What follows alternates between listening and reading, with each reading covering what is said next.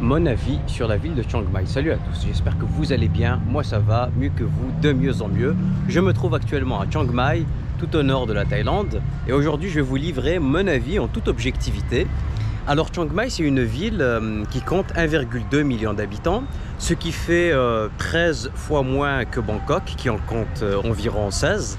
Et on va dire 6 fois plus que la ville de Chiang Rai, qui en compte 200 000. Donc on va dire que c'est une ville intermédiaire à taille humaine que vous pouvez parcourir à pied, parce que on va dire que les distances elles sont relativement courtes. Voilà, pour sortir du centre-ville, il vous faut soit un vélo, soit une moto, ou prendre les transports publics ou les transports en commun, c'est à vous de voir ce qui vous arrange le mieux.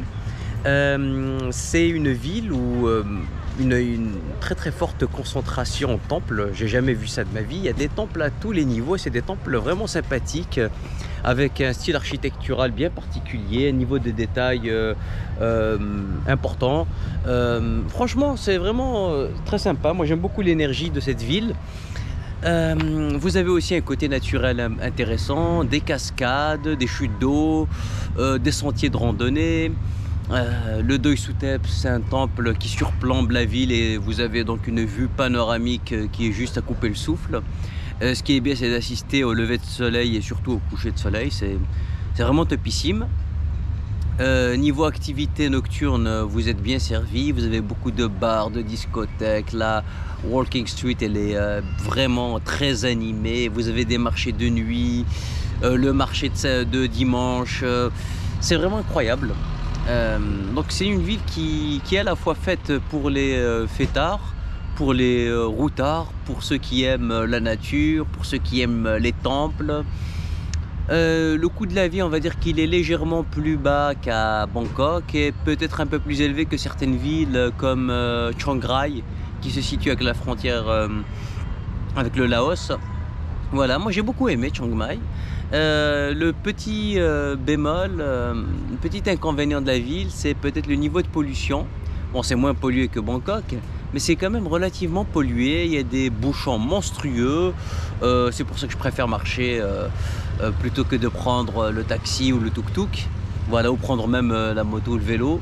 Parfois même pour traverser, j'ai dû attendre 10-15 minutes. Et c'est pas une blague, hein, 10-15 minutes pour traverser. Et le feu, il revient jamais vert pour les piétons. C'est vraiment incroyable.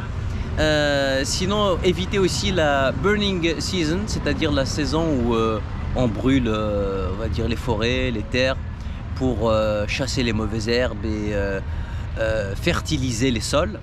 Voilà, c'est une saison qui s'étend, on va dire, de février jusqu'au mois d'avril. Voilà, évitez parce que c'est vraiment trop pollué. Sinon, ce qui est sympa à faire à Chiang Mai, c'est l'escalade, la Via Ferrata. Vous pouvez vous baigner, vous pouvez aller dans le sanctuaire à éléphants, le zoo. C'est vraiment top. Je pense que le temps idéal, on va dire la durée idéale du séjour ici, c'est une semaine. Voilà, une semaine pour bien profiter de Chiang Mai. Et ensuite, si vous aimez la nature, vous pouvez aller tout au nord à Pai, par exemple. Vous pouvez aller à Chiang Rai.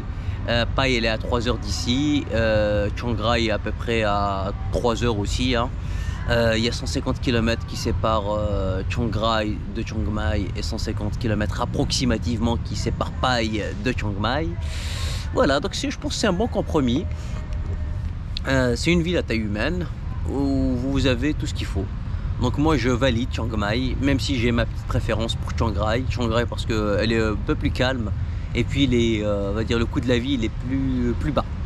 Voilà, en tout cas merci pour votre attention. N'hésitez pas à liker, partager, commenter. Si vous aimez ce type de vidéo où je vous livre mon avis sans filtre, n'hésitez pas à me le dire. Je continuerai ainsi. Voilà, j'ai pas de script. C'est de l'improvisation totale. Voilà, merci et à bientôt. Ciao.